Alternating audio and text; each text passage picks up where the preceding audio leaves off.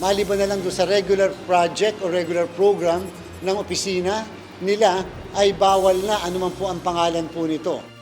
Bawal na ang pamamahagi ng anumang uri ng ayuda ng pamahalaan simula ngayong araw hanggang sa May 12, araw ng eleksyon dahil sa total ban. Alinsunod ito sa mandato ng Commission on Elections o COMELEC Committee on Kontrabigay upang maiwasan na magamit ang ayuda sa pamumulitika. Kabilang sa mga ayudang ito ang Pantawid Pamilyang Pilipino Program o 4Ps, Assistance to Individuals in Crisis Situation o AICS at Ayuda sa Kapusangkita Program o AKAP ng Department of Social Welfare and Development o DSWD. Sakop din ang ayuda na ipinamimigay naman ng Department of Labor and Employment o DOLE. Whether AIF, MAIF, AICS, TUPAD, AKAP, at ang pinapayagan lang natin ay ang burial assistance at saka po ang medical assistance.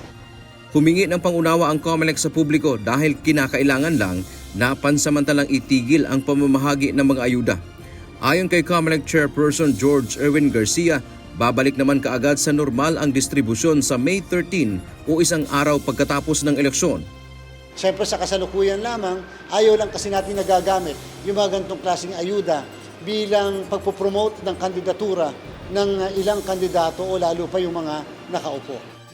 Samantala, nagpasalamat ang COMELEC dahil hindi na itinuloy ng Department of Agriculture o DA ang pagbibenta ng 20 pesos kada kilo ng bigas sa loob ng 10 araw na total ban ng ayuda. Paliwanag ni Garcia, pinakinggan ng DA ang kanilang pakiusap.